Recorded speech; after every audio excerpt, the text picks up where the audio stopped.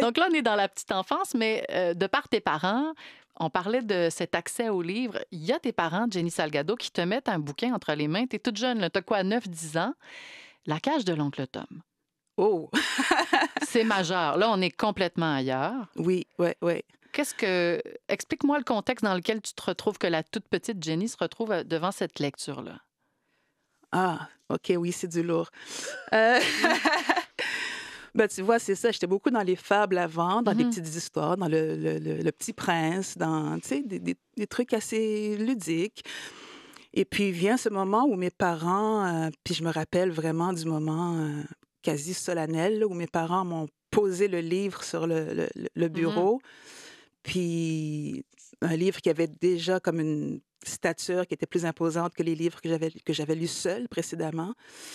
Puis qui m'ont fait comprendre, OK, celui-là, tu le lis avec attention et on en reparle après. Mhm. Et là, j'entrais dans un univers beaucoup plus dense que ceux que j'avais voyagé précédemment. Puis j'entre dans une réalité que je voyais autour de moi, mais ça n'avait pas encore été expliqué, ça n'avait pas été encore nommé de l'histoire de qu'est-ce que c'est que d'être noir, Oui. puis d'être noir en Amérique. Ça vient d'où? Ça remonte à quoi? Je sens qu'il y a une petite différence, qu'il y a des petites spécificités, mais personne ne m'en parle. Et là, c'est la première fois qu'on m'en parle. C'est un auteur qui m'en parle, une autrice. Oui, une autrice. Et, et là, j'entre dans c'est une certaine forme de gravité.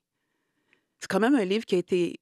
c'est le- à l'époque, ça a été le deuxième livre Le plus vendu. le plus vendu après la Bible. Oui. Donc, ça te montre l'impact que ça a eu, tu sais. Il va nourrir tout un mouvement Abolitionniste, abolitionniste. exactement. Après ça, il va être récupéré par la culture populaire. Pour les gens qui connaissent pas la case de l'oncle Tom, oncle Tom, on se souvient de cette expression-là. On sait qu'il y a cette image donc de celui qui est complice avec le maître, complice même avec le colonisateur. Mais pour Mhm, toi qui avais 9-10 ans, qui commençait sa vie d'enfant, mhm. comment ça résonnait? Qu'est-ce que tu y comprenais, Jenny? Euh, Sincèrement, je pense que je savais déjà à ce moment-là que je pouvais pas tout comprendre ce que je lisais, Oui. qu'il faudrait que je relise ce livre-là plusieurs fois au fil du temps pour tout comprendre.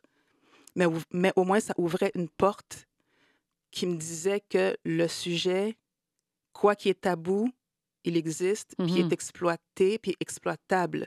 Fait que pour moi, je pense que c'est là que ça a comme déclenché comme quelque chose dans ma tête. Ça a ouvert un tiroir. Ça m'a donné un droit, un certain droit d'aborder le sujet puis d'aborder la question, tu vois, Oui. de qui je suis puis de qui nous sommes. C'est qui nous, en Mhm. fait?